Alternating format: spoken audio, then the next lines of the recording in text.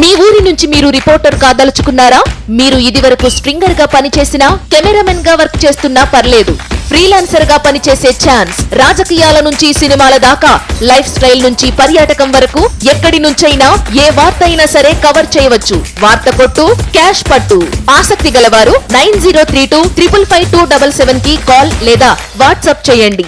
జనంలోనే కాదు, అవతల వైకాపా పార్టీలో కూడా ఉన్న విప్లవ బబుల్ అంటారు, అది పరిస్థితి అవుతుంది, అయ్యింది. మొన్న 3 మనం గెలిచాం, తెలుగుదేశం 3 ఎమ్మెల్సీ గ్రాడ్యుయేట్స్ 3 కైవసం చేసుకున్నాం.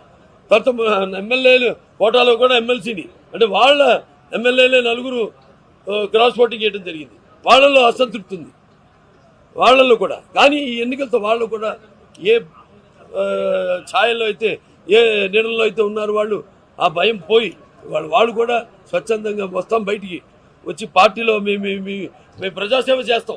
మా బాలయ్యకి 2014 ఎన్నికల్లో మొన్న చెప్తాడు, జగన్మోహన్ రెడ్డి అంటే 170 సీట్లు అంటే వై నాట్ 175 అంటే ఇప్పుడు చూడాలని ఉందంటాడు. ఏం చేశాడు జగన్మోహన్ రెడ్డి గారు? 2 అల్లుళ్ళు ఉన్నాడు ఆయనకి, బాలయ్యకి. 2 అల్లుళ్ళని ఏం చేశాడు? ఇంటికి పంపించాడు. ఇప్పుడు బావబామర్తులు 2 రెడీగా ఉన్నారు, కుప్పంలో ఉన్న హిందూపూర్లో. వీళ్ళిద్దరిని కూడా పంపిస్తాడు. 4 కూర్చుని ఒక టేబుల్ వేసుకుని ఏదో ఒకటి గేమ్ ఆడుకోవచ్చు. 2 అల్లుళ్ళని పంపించాడు బాలయ్యకి. రిటర్న్ గిఫ్ట్ 2 అల్లుళ్ళని, ఒకడు ఎంపీ ఒకడు ఎమ్మెల్యేగా పోటీ చేస్తే ఆయన 2 అభ్యర్థులను పెట్టి ఒక పార్టీ పెట్టి 2 అల్లుళ్ళని ఇంటికి పంపించాడు.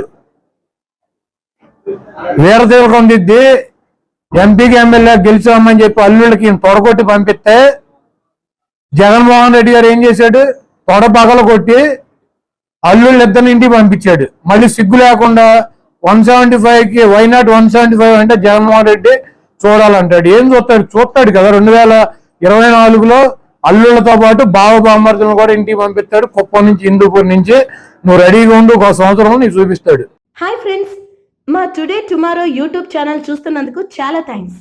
మరిన్ని లేటెస్ట్ వీడియోస్ కోసం వెంటనే సబ్స్క్రైబ్ చేయండి. అలాగే ఈ బెల్ ని కూడా రింగ్ చేసేయండి. మా నోటిఫికేషన్స్ అన్ని మీ మొబైల్లో వస్తాయి. అలాగే మా వీడియోస్ మీకు నచ్చితే లైక్ చేయండి, షేర్ చేయండి, నచ్చకపోతే కామెంట్ చేయండి.